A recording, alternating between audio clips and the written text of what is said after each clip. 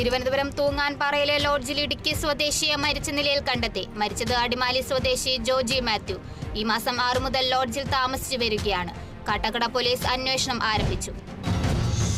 Kottayam rubber ഗവേഷണ കേന്ദ്രത്തിൽ rubber രോഗവിദഗ്ധരുടെ 5ാമത് അന്താരാഷ്ട്ര സമ്മേളനം നടന്നു. സമ്മേളനം നടന്നത് റബ്ബർ ഉൽപാദക രാജ്യങ്ങളുടെ സംഘടനയായ ANRPCയുടെ നേതൃത്വത്തിൽ. റബ്ബർ ബോർഡ് എക്സിക്യൂട്ടീവ് ഡയറക്ടർ വസന്ത കേശവൻ ഉദ്ഘാടനം ചെയ്തു. ശില്പശാലയിൽ മലേഷ്യ, ഇന്ത്യ, ഇന്തോനേഷ്യ, ഫിലിപ്പീൻസ് എന്നീ രാജ്യങ്ങളിലെ ശാസ്ത്രജ്ഞന്മാർ പങ്കെടുത്തു. ഇലപ്പൊട്ട് രോഗം റബ്ബറിന്റെ ഉൽപാദനം വളർച്ച പ്രതികൂലമായി ബാധിച്ചതിനെ തുടർന്നാണ് സമ്മേളനം ചേർന്നത്. തൃശൂർ ചിന്മയ വിദ്യാലയത്തിൽ നടന്നുവരുന്ന ദശദിന പരിശീലന ക്യാമ്പ് പതാക വന്ദനത്തോടെ സമാപിച്ചു. എറണാകുളം ഗ്രൂപ്പിന്റെ കീഴിലുള്ള 24 കേരള NCC ബറ്റാലിയന്റെ നേതൃത്വത്തിലാണ് പരിപാടി സംഘടിപ്പിച്ചത്. തൃശൂർ, പാലക്കാട്, എറണാകുളം, ആലപ്പുഴ, ലക്ഷദ്വീപ് എന്നിവിടങ്ങളിൽ നിന്നായി 600-ലധികം കേഡറ്റുകൾ പരിപാടിയിൽ പങ്കെടുത്തു. കേഡറ്റുകൾക്ക് ഡ്രിൽ പരേഡ്, ഫിസിക്കൽ ട്രെയിനിംഗ്, വ്യക്തിത്വ വികസനവും നേതൃപരിശീലനവും നടത്തി. കായിക മത്സരങ്ങളുടെ ഭാഗമായി ഇന്റർ കമ്പനി വോളിബോൾ, ഖോ-ഖോ, ഫുട്ബോൾ മത്സരങ്ങളും ക്യാമ്പിന്റെ ഭാഗമായി സംഘടിപ്പിച്ചു. കോട്ടയം കോടിമത ബോട്ട് ജെട്ടിയിൽ മുങ്ങിയ കുടുംബശ്രീ നടത്തുന്ന ഫ്ലോട്ടിംഗ് റെസ്റ്റോറന്റ് ഉയർത്താനായില്ല. ബോട്ട് മുങ്ങിയത് കഴിഞ്ഞ ദിവസം രാത്രിയിൽ ഉണ്ടായ കാറ്റിലും മഴയിലും. 3 മാസം മുൻപാണ് ഫ്ലോട്ടിംഗ് റെസ്റ്റോറന്റ് പ്രവർത്തനം ആരംഭിച്ചത്. അരിമ്പൂർ കുടുംബാരോഗ്യ കേന്ദ്രത്തിന് വാട്ടർ ഫിൽറ്റർ കൂളർ നൽകി മണപ്പുറം ഫൗണ്ടേഷൻ.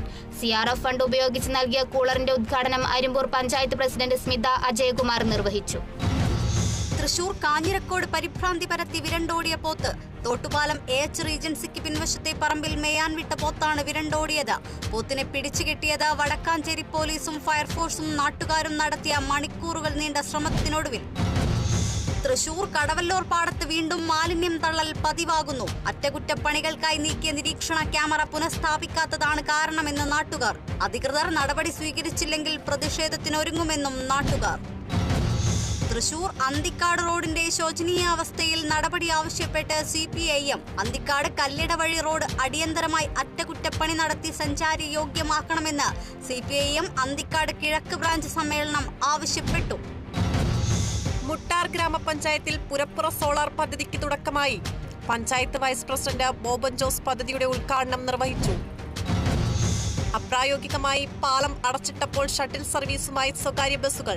മലപ്പുറം പൊന്നാനിയിലാണ് കുണ്ടുകടവ് ജംഗ്ഷൻ മുതൽ പാലം വരെ ബസ്സുകൾ ഷട്ടിൽ സർവീസ് നടത്തുന്നത്.